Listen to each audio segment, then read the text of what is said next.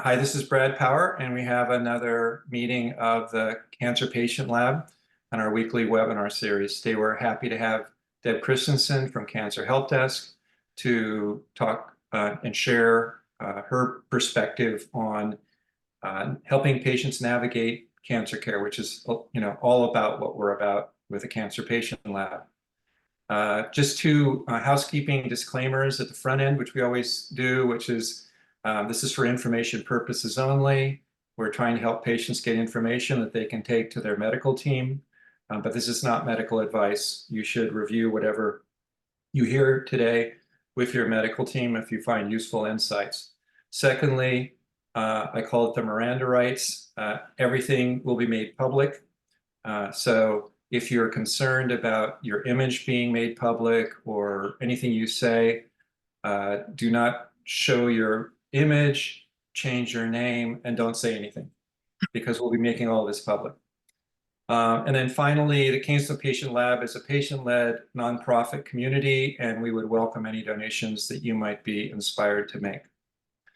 With that, I'll do the intro to Deb. So Rebecca is on as well. We've known Rebecca and Deb for ages, since they've been doing this kind of work. They're good friends, and they've been doing the kind of navigation support for patients for a long time. Recently, they formed Cancer Help Desk. You're about a year old, I would say. Is that right? Yeah, about a year old. And Rebecca is the founder and CEO, and Deb's the founder and I guess the leader of the navigation services. And so she's going to, as typical with our format, she's going to introduce herself, introduce some key messages, lessons learned, insights, how they do their work, what the services are that they provide, and then we'll reserve the lion's share of our time for questions and answers and conversation to understand how typically people are wondering about how they can access these services and what these services might mean for their care. So with that, I'll turn it over to Deb. Thank you. I'm really excited and happy to be here. The thing that I do in my work that makes it so meaningful is having conversations with people. And I haven't been joining the Cancer Patient Lab, and I think I'm going to make amends to that, Brad, and start attending, because I really do like to hear your conversation and learn from you as well. And I hope that I can share something today that even conversationally we can learn from each other as well. A little bit about me. I have had multiple careers in my life. I never really thought I wanted to be a nurse, but my mom went to nursing school, and then I was doing hair, I was sewing, I was doing all kinds of other things. And her example and just the thought of being able to help people in a meaningful way, I went ahead and went to nursing school and got into surgical services initially. And then I wanted to even do something a little bit different, a little bit more. I love change. And so I applied for a nurse navigator job in oncology. And I didn't know anything about oncology. You think that the nurses just know the whole gamut because you went to school, or doctors know the whole gamut, but you really focus on your specialty wherever you are. You learn that really, really well. And so oncology was like a whole new dialogue for me, the language. I learned so much from the people that I talked to. I would tell you that the first 2 years, I learned more from the patients than I learned in any classes or conventions or anything, because that's where the meaningful work is done. I was a nurse navigator for breast cancer patients initially, and then I would go into the chemo suite and talk to 3 or 4 people there, and there'd be 7 people that I didn't talk to. And I didn't like that. I felt uncomfortable not talking to everybody. And so I told the director I wanted to do all cancers. And so that's what I did for many, many years. And so grateful to have that experience and not have had a specific cancer specialty. So I know a little bit about a lot of different types of cancer, and have a foundation for learning on that. And then I was charged with standardizing nurse navigation across the entire system. So we had 22 different hospitals. We had 7 different nurse navigator pods, if you will, at different facilities. And we didn't even know each other's names. So we were just really working very independently within the region that we were in. So over the course of the next 2 years, I was able to bring us together and standardize some of the processes across the system. And then I decided maybe I wanted to retire because it got a little political and I didn't want to deal with it, truth be told. And so I retired for 6 weeks and it was driving me nuts. So I went to work for a nonprofit. I had never considered that before. It was wonderful meeting. I met Al through the nonprofit, Brad through the nonprofit, Rebecca through the nonprofit. Other people that do come to Cancer Patient Lab, I met through this nonprofit, and had some really successful time there. And then when they changed directions a little bit, we really, myself, the CFO, and Rebecca, the CEO of the company at the time, decided that we really still wanted to focus on patients in the now. And that's what Cancer Help Desk really does, is focus on patients in the now. What do you need now at this particular part of your journey? And while we want to learn a lot and change the world of cancer, we were wanting to do it one person at a time in a meaningful way.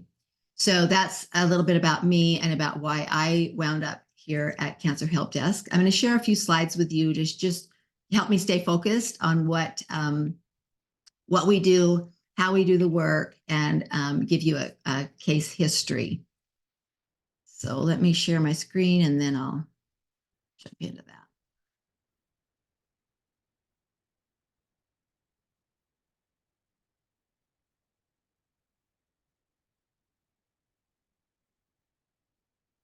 Okay, so I see I have it both on both screens. All right. So at Cancer Help Desk, I think our unique kind of claim is that we use both oncology nurses and PhD scientists. So that was new to me. I had worked with many, many doctors, and doctors are great. They have their ways about them, but working with a scientist was very different. And having understanding how they saw cancer and recommending different clinical trials and really focusing on the biology of cancer. And I was in the oncology world where cancers were treated as a specific cancer, and that this was the treatment. And we were just barely getting into the genomics and NGS testing. And I was fortunate enough to be with one of the physician scientists that really brought that into our system, and sat on molecular tumor boards with specialists from all over the country and heard all of these letters and names and trying to figure them out. And I took notes, and it was a crazy time. But now it seems a lot more commonplace. And we use our PhD scientists as well as our oncology nurses to help patients identify the most suitable biomarker testing, as well as help them with clinical trials. So as I got out into the nonprofit world, I really realized that there were some big gaps that weren't happening. They weren't happening in the system I was in very well. And so I knew, and it was a robust system, so I knew that it wasn't happening well anywhere else. And that was helping patients navigate clinical trials and helping them understand what they didn't know. So you don't know what you don't know, right? So you get into this experience, it's overwhelming at the very least, and you don't know what to ask for. Questions to ask your doctor have changed dramatically from, what is the treatment? What is the goal of the treatment to when can I get my biomarkers done, and advocating for those biomarkers to be done, and different tests that come up as well. So that is the Cancer Help Desk approach, is using both the scientists again and the oncology nurses to assist and help patients navigate. I will say that there's been times that I've thought, well, do you really need a nurse for this? But as I have conversations with people, you really need a nurse for this, because answering those clinical questions in real time becomes really meaningful, I find, to the person that I'm speaking with.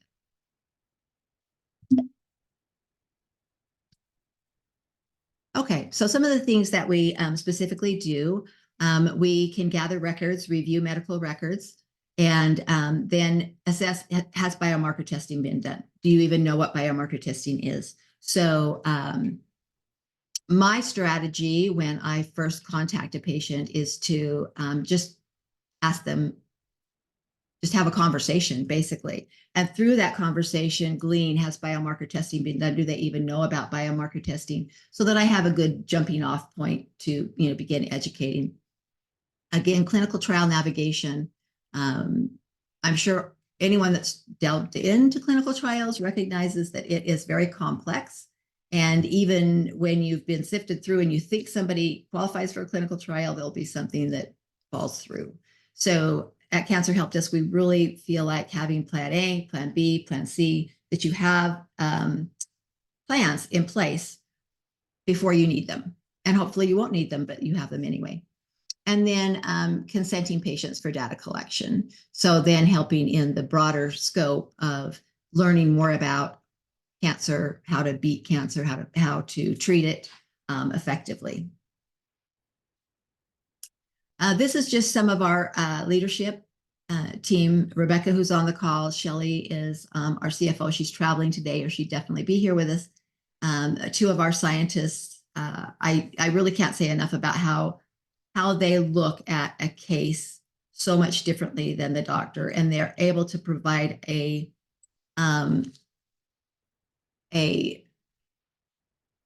unbiased view. So it's a scientific view of the case versus, what their experience has been treating, because they're not treating. So they offer suggestions. So for example, I was doing a clinical trial search for a lady that was very interested in immunotherapy. She was ovarian cancer, very interested in immunotherapy and other types of therapy. Through my search, she did qualify for a few immunotherapy trials, and I gave those to her preliminary and then had the scientist review. And the scientist came back and she said, she's got this mutation, which really makes the cancer resistant to immunotherapy. And that was just not something that I knew. And it was something that she shared with me. And then I was able to take back and share with the patient that I was talking to. So that was really helpful. This is our board of directors. We've got a great board of directors, and it's continuing to grow. And one of the things that Rebecca wanted to do right off the board was get out of the gate was get an oncology nurse advisory board. And so I put out a call on it through the Oncology Nursing Society, and was amazed at the response that we got. These are high caliber nurses. They are all in leadership positions, but still wanted to do something in the nonprofit world to assist other people and extend their reach. And so whether you know them or not, they are outstanding nurses and wonderful to work with. So they help advise us on our programs and on different campaigns and things that we have coming up. They advise us on, what things are working in their institutions or in their oncology world, and what we can implement into Cancer Help Desk. So navigation services, really, as I said before, is that meeting people where they are. And that's an overused term, or we're going to meet people where they are. But really, truly, in the moment that you're in, what is the help that you need right now? And that's what we're able to give through resourcing.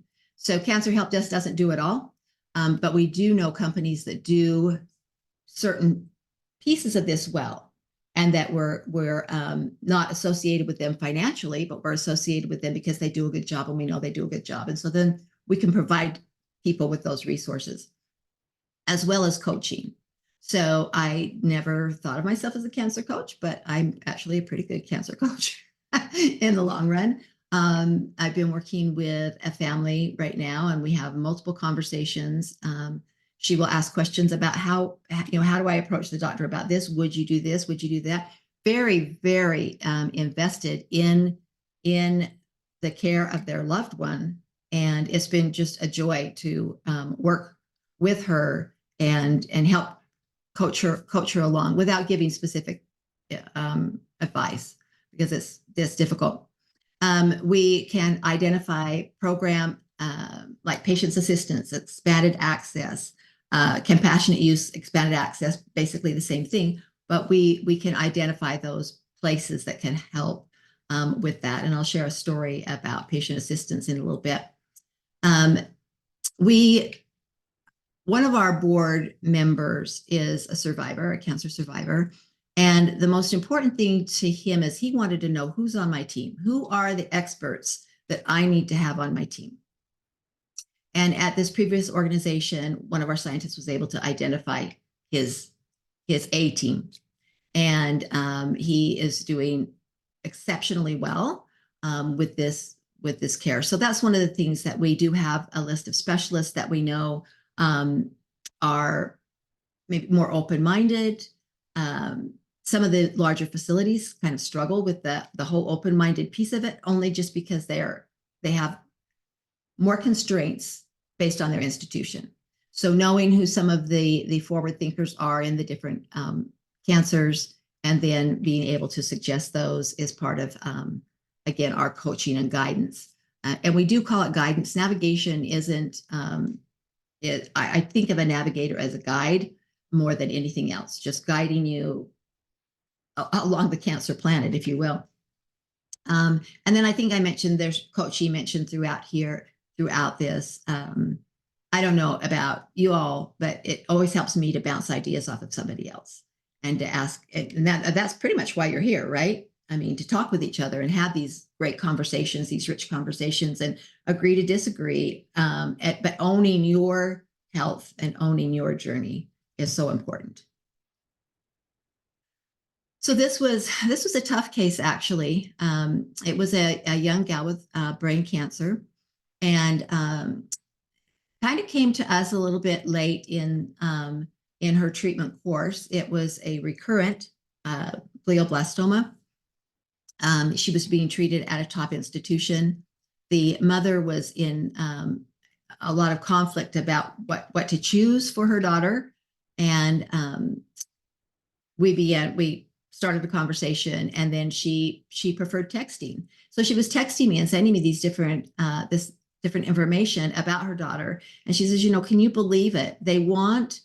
This institution wants my daughter to be treated with the generic, the biosimilar of, I believe it was Avastin, the biosimilar, but that biosimilar had never been trialed in pediatric patients. And the mother wanted her to have the standard treatment. And they had appealed, the office had appealed a couple of times. And I just thought to myself, it had been like 3 weeks. They weren't getting anywhere. The little gal was getting sicker. It was tough. And I thought, I'm sure this institution has reached out to patient assistance. I'm sure they have, but I'm not going to assume anything. And I'm going to ask. And so I sent the application, I sent everything. And I said, I'm sure you've already done this, but you may be able to get free drug from the drug company, which was the case. They had not done it. They did reach out, and the drug was delivered within 3 days. Unfortunately, it wasn't in time. The disease had progressed, and it was unfortunate, but it was one way that showed us that, never assume anything, and turn over every stone as you move through this, and make sure that these things have happened. Because again, we're going to come back to, you don't know what you don't know, right? You don't know there's a patient assistance program. Nobody told you there was a patient assistance program that you could actually possibly get free drug from. And another question that I get sometimes is it okay if we have multiple organizations? Absolutely. Absolutely. I think you should involve, whomever you're feeling that you're being supported by and getting help by. This isn't a competitive world here. in our book. We just want to help in any way that we can. So just in summary of Cancer Help Desk, how we work. Again, we were founded by three females that were passionate about helping people in the moment, using oncology nurses to be the first point of contact. People, when they visit our website, cancerhelpdesk.org, they can schedule an appointment right away to have me give them a call. So it's a convenient time for them. It's a convenient time for yes, on my schedule. And I'm the first person that they talk to really get that assessment. And then our experts in cell signaling, biomarkers, our scientists can really help. And then the scientists can review the entire case. So again, that is the main crux of our services. I will say that navigating clinical trials, what we found to be helpful based on what people have said to us is that Cancer Help Desk will contact the clinical trial sites after helping with our scientists and nurses, helping triage these list of clinical trials that maybe you've received from an NGS report, biomarker report, maybe you've received from another organization, maybe you've researched them yourself. We help, kind of prioritize those for you, and then we can reach out to those clinical trial sites on your behalf and, get more information to you. Oftentimes people, when they're ready to do clinical trials, are just not feeling their best. And so it's nice to have somebody to be able to do that legwork for them. And so that's another thing that we offer. So with that, Rebecca, I don't know if I missed anything that you want to add, or we want to just kind of open it up. I would love to hear your experience of navigating your own journey. Maybe that's a little selfish for me to ask since I haven't been attending the meetings. And what you found really helpful and what you found more discouraging. I would be interested in that. So Deb, if you'll go back to the not shared screen mode. We use the raise hand feature. Paul's already there and I'll moderate to call on people. And then I'll also monitor the chat. Before I do so, Rebecca, did you want to take Deb up on her offer? Was there any color you wanted to add? No, that was great, Deb. Thank you. I guess the only thing I would add in regards to the PhD scientists, since we've got what I'll say expert patients here, is some of our the expertise that our PhDs hold are along the lines of cell signaling pathways and tumorigenesis to biomarker investigation and discovery. They cover the gamut really of understanding the biology and the molecular at the molecular levels. And so I think that is kind of important. And we've seen some really interesting, I would say input from them, especially in the one of the scientists that does cell signaling pathways and tumorigenesis. It's really interesting to have her input because she understands kind of the tumor evolution, especially when you're thinking about, the endocrine system, all kinds of things. So take that into consideration when we just talk about a PhD. We do look for PhDs that have unique understandings and training around different parts of cancer. Great. Paul, what? Thank you. Background, I was diagnosed in 2007 with prostate cancer, proven to be advanced within a couple of years. And I went to my local hospital where I was just discharged a week ago from.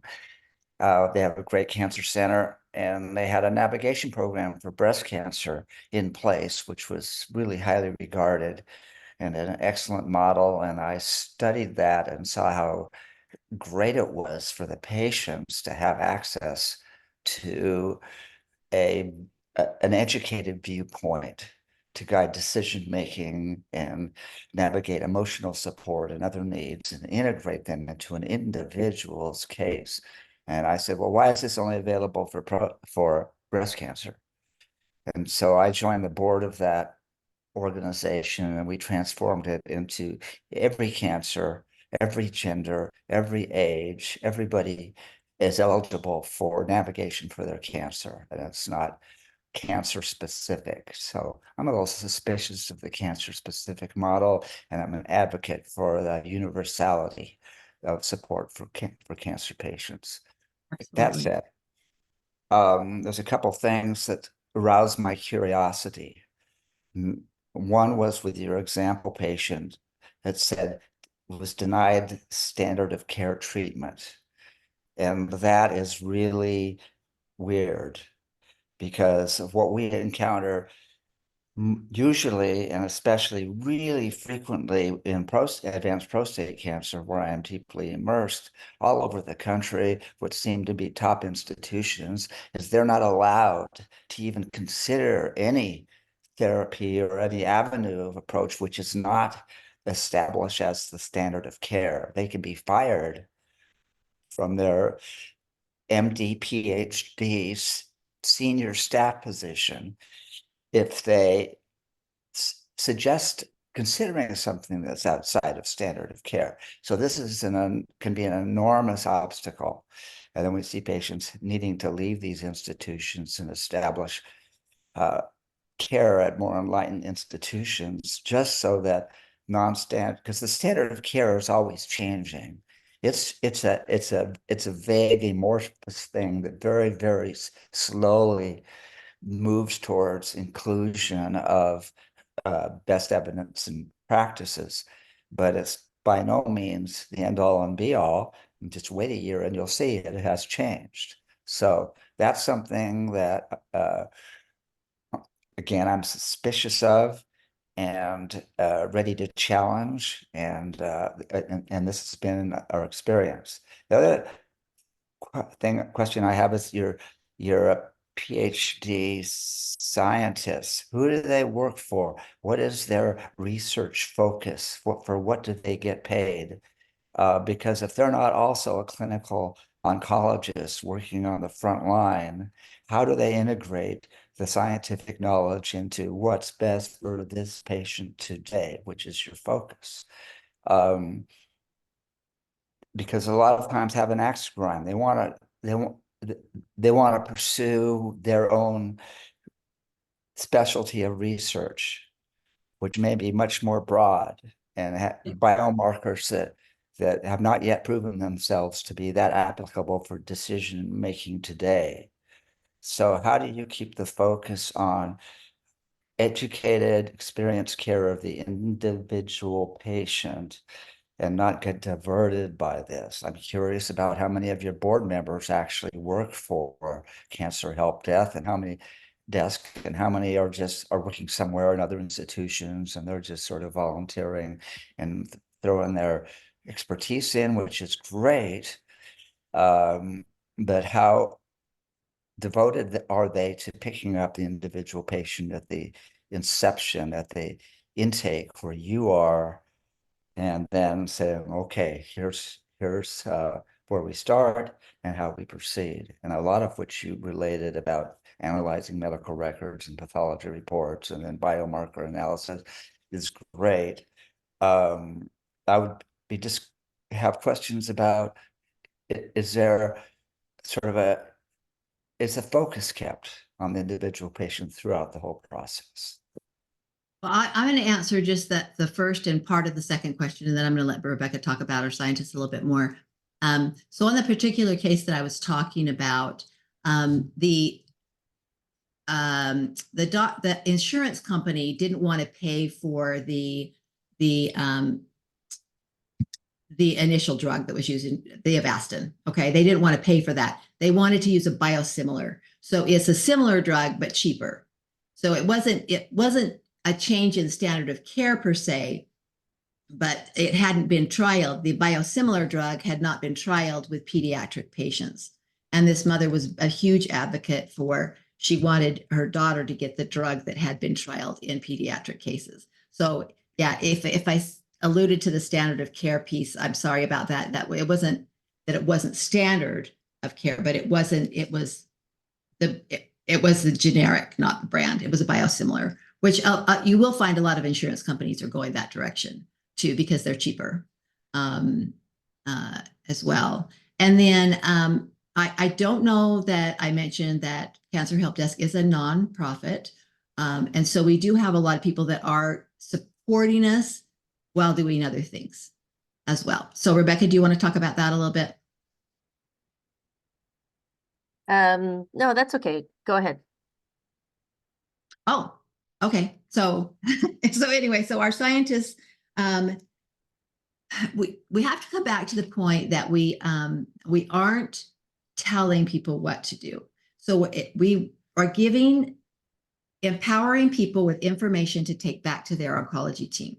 So similar to Cancer Patient Lab, right? So here's this scientific, unbiased, it's biased by science, I guess, but science to me is about as unbiased as you can get. It's, can be a little bit black and white. So taking that information back to your oncology team, informing your decisions.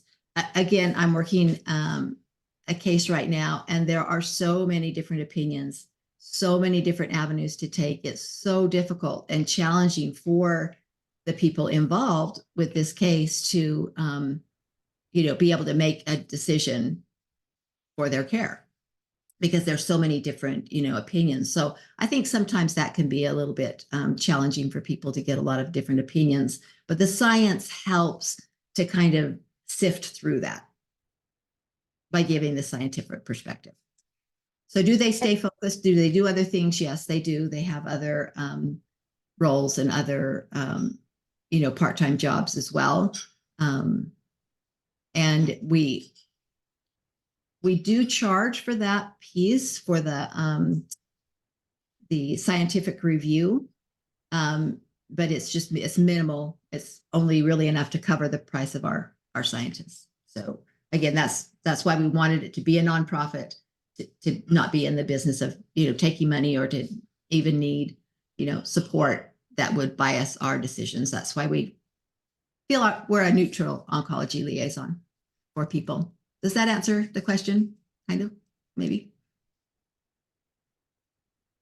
Yes, to a degree. Thank you for that.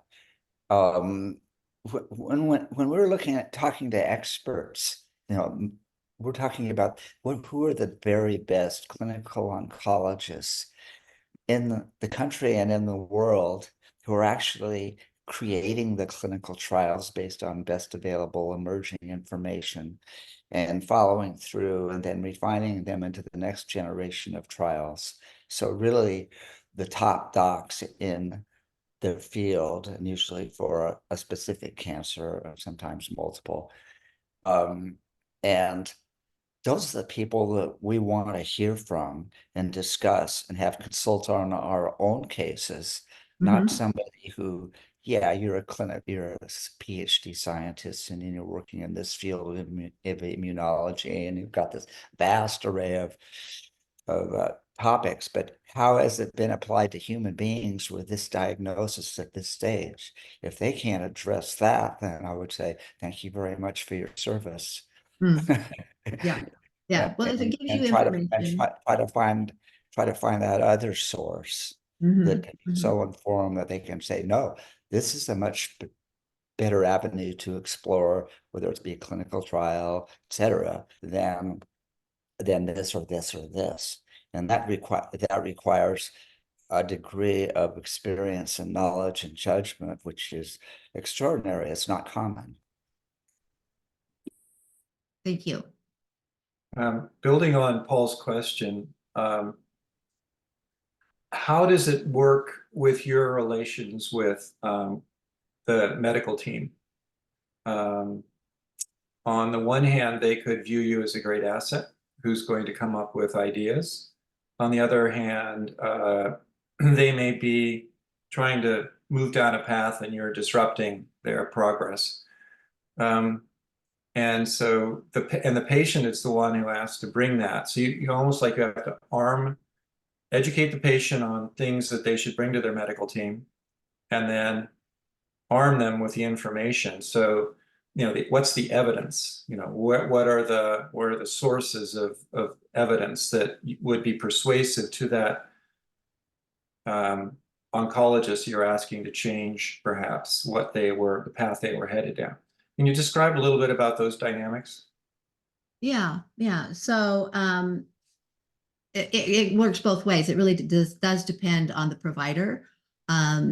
We have worked with doctors that are very collaborative with us. Those doctors tend to be the ones that are more cutting edge, that want to do different things. I had situations where a doctor was very upset and had to apologize and talk with them and say that we weren't trying to necessarily instruct the patient on doing anything specific. It was more that we knew that they were in control. So that it's a kind of a moving target, Brad, in how we present ourselves and the information to the patient.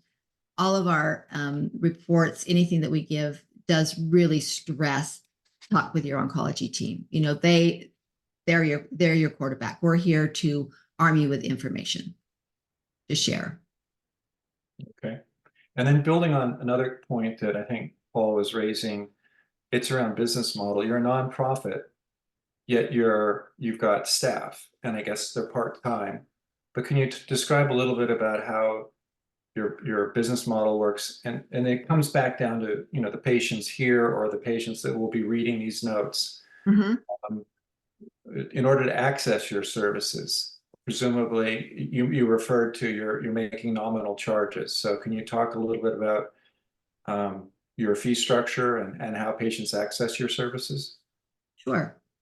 So the first 2.5 hours of any service that people call us for is there's no charge for that. We want to establish a relationship. We want you to know if we can do the job that you need us to do. And we can accomplish quite a bit in 2.5 hours. We can provide personalized resources as well as some preliminary clinical trials, and then introduce, the scientific deeper dive, the helping navigate clinical trials, whatever type of service it is that you need. Some people want just navigation. They just want to have a navigator at the ready. And so we just basically try to cover our costs for those types of services. We do have a fee structure for organizations and for physicians that want navigation for their patients. So they can, there's different, similar to, just like a cable company or something where you have different divisions of service and you add on more service. And so we have 4 levels of service that we offer to organizations. We're allowing our patient contact with us to kind of grow organically and really focusing on the expert navigation and scientific review to companies. We're working with a company that needs a nurse to answer questions that are coming in on a diagnostic test that patients want to know more about. They don't want to hire a full-time nurse, so they've hired Cancer Help Desk to help with that. So they pay us so that we can offer our services at a lesser, cost to patients. And Rebecca, I do want you to talk to that a little bit, because I am not really smooth on the whole business model. I just like to talk to people. Yeah, no, I think that's a good point, Deb. I mean, it's our goal is really, if we could serve every patient at no cost, that's our goal. That's not realistic at this time. We are mostly self-funded today, and we've raised very little in the amount of donations, just like Cancer Patient Lab. So grants, we submit for grants, sponsorships, the typical nonprofit, route. And then to Deb's point, working with companies, because we do know the complexities. I know that you guys have talked about Boston Gene as an example. We're not working with Boston Gene. I'm just saying that the complexities around what they offer really require some of that additional input from scientists, oncology nurses. How do we apply this back to the clinic, and what's going on with this patient right now in this moment, to Deb's point. So that's a service that we're able to work with companies because they don't hire staff like us.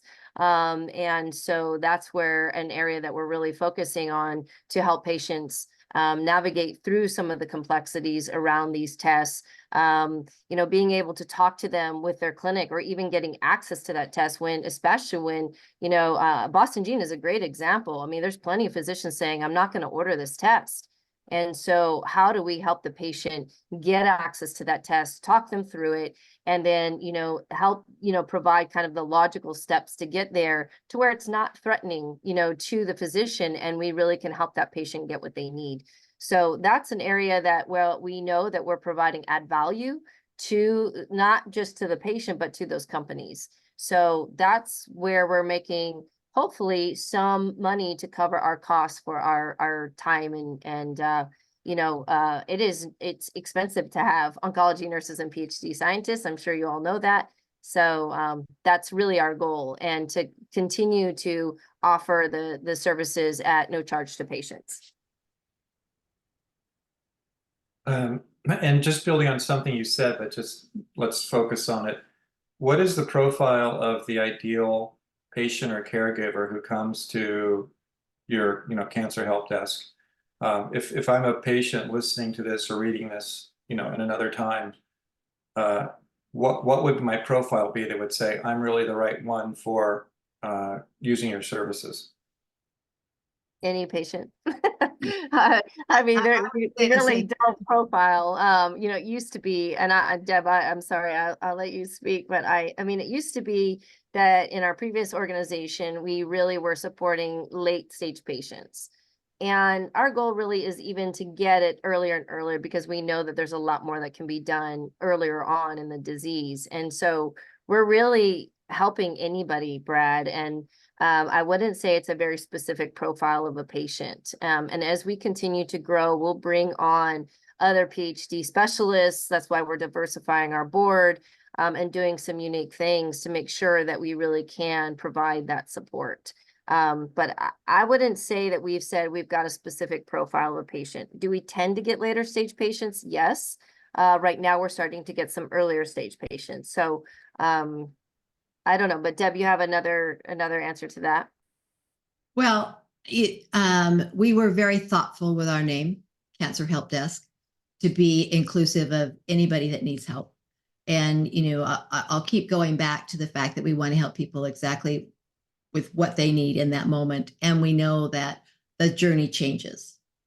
And as it changes, we want to be there with their needs as well, with what they need.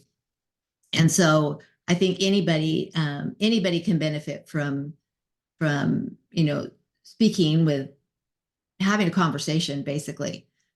Sometimes I offer very little in the way of information. Most of the time I listen and maybe ask some thoughtful questions. And people will say, you have been so helpful. They'll just gush on about it. And I'll think, have I really been that helpful? But having someone to talk to, someone that validates their experience, I think can make a lot of difference. Jeff has a question.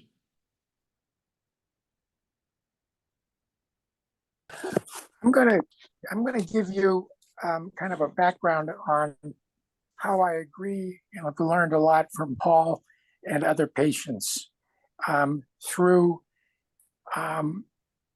internet advocacy for prostate cancer. When I started out on my prostate cancer journey 5 years ago, I knew nobody who had prostate cancer, nobody. So I started looking, and eventually I got onto 3 or 4 online advocacy groups. And you read the postings, and you start saying, geez, I'd like to talk to this guy, or I'd like to talk to that guy, or I don't agree with this one. But if you post it on there, you get into a pissing contest with them online. So you don't do that. You basically try to get them. So I built up a group of about 24 men from around the world that I contacted and contacted me back. And they were the most helpful and Paul was one of them. And I would ask them questions, practical questions. When I ran up against the standard of care roadblock that Paul mentions, I asked my physicians that I just got about something that I learned online from a patient somewhere. And they said, oh no, that's not our standard of care. And then I had to say, well, what the hell is standard of care? And why can't we even talk about this if it's not standard of care? So you got to find out what standard of care is. And then you realize that there's a lot of financial, institutional, professional blocks between you, the patient, who's just trying to learn about what people are using around the world, not just in America. So we learn that stuff. And then we realize that there are roadblocks. So it was interesting. When you were talking, I said, what do I need right now? I'll tell you what I need right now. I need a medical oncologist, physician, who will order me the various transdermal estrogen, either hand me the prescription or tell me how to get it worldwide. Because when you try to get the estrogen in the United States, you are blocked from it. You cannot get it. So that's a problem. I need that right now. I tried to find it myself through the neuropaths around the country, but certain neuropaths can't write prescriptions in different states. It's all controlled statewide. So in Massachusetts, they can't write it, a prescription, but they can in Vermont. But when you go to Vermont, which is an hour drive from me, you find that, oh, I don't want to take you on because you're a Massachusetts patient, and I'm nervous about that. So thanks for calling, and we'll never see you again. So you start that hunt of how to find somebody that you need a particular medication you want. Because when you talk to your center of excellence facility, Mayo, whatever they are around the country, they are not anxious to talk to you about anything that is off-label or non-standard of care. So that's what I'm looking for right now. And it's hard to find, because when you do find them, those urologists, those oncologists, there's very few of them that are not now affiliated with major institutional, either academic or non-academic facilities. And like Paul said, their jobs depend on it. They don't step out of line at all, because if they do, they are threatened by their institutional legal staff or their insurers, but really the big ones, the medical malpractice insurers. So you're out there on your own. You really are, unless you want to do standard of care. And some situations, you do not want to do it. I can tell you right now, on ADT drugs for me, my comorbidity that Paul mentioned is open heart surgery. I had 5 bypasses a little less than 2 years ago.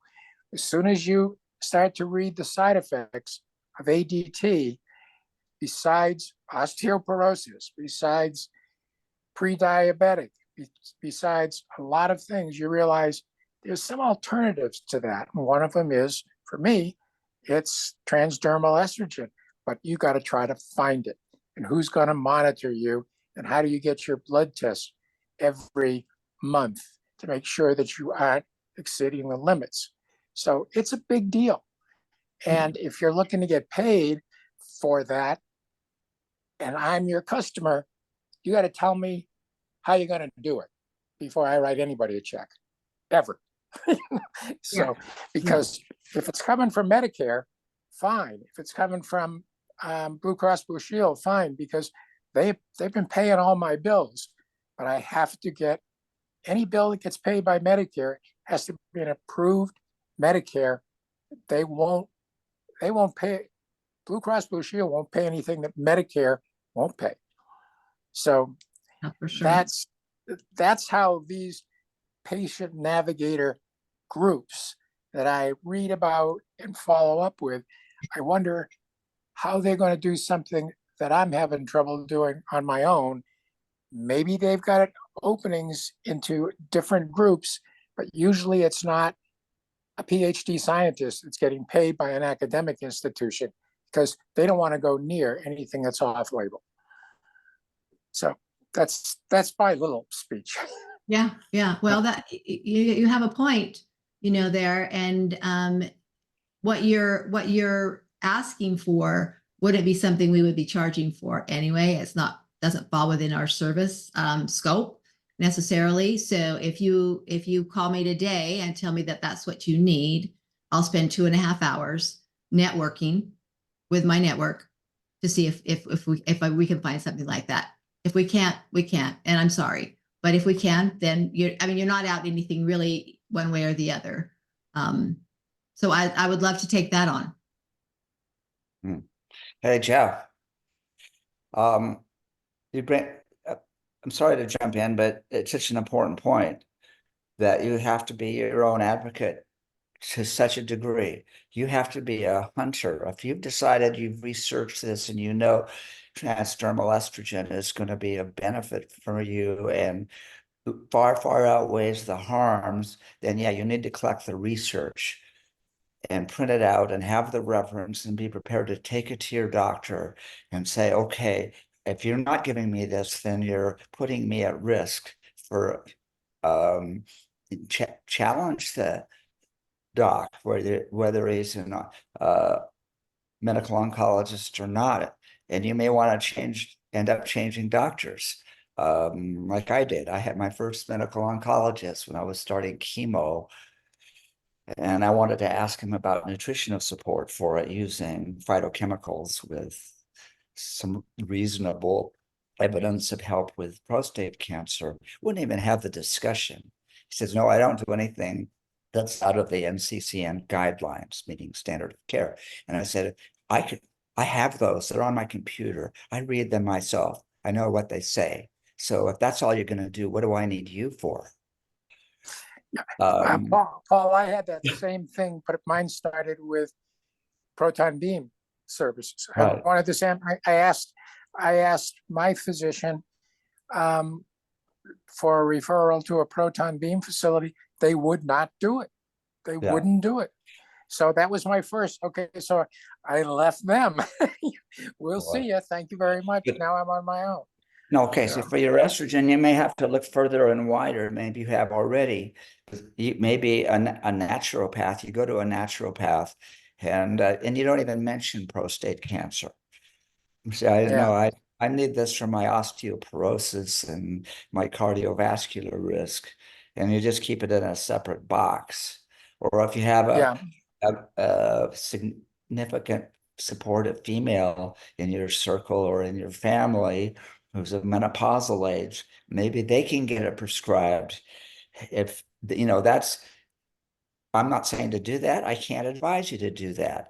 I don't practice as a physician anymore. Can't prescribe it, can't recommend it, but I can say, hey, here's another avenue that I personally would consider pursuing. And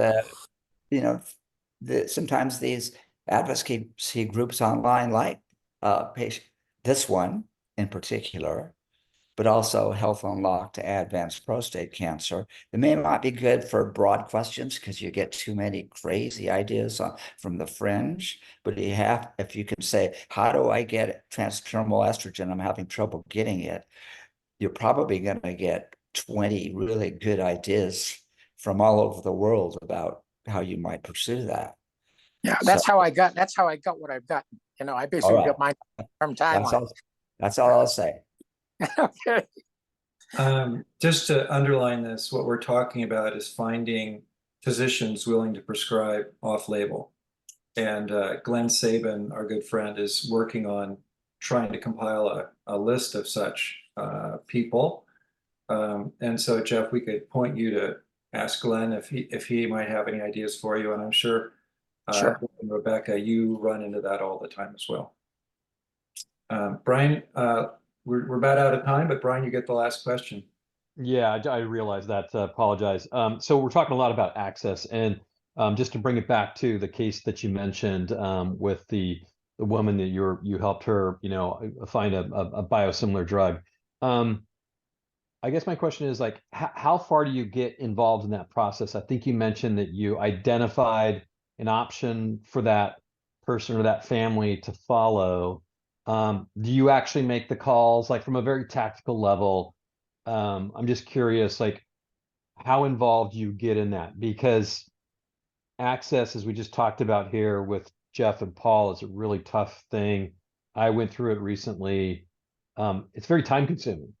And so there's a benefit to the patient if somebody else can like take that ball and run with it, because if one avenue doesn't work, then we need somebody who's got the knowledge to figure out, okay, well, plan A doesn't work. We'll try B, C, D, whatever, so that this patient just doesn't have to worry about it. I'm just curious, how involved do you get in that whole access, challenge?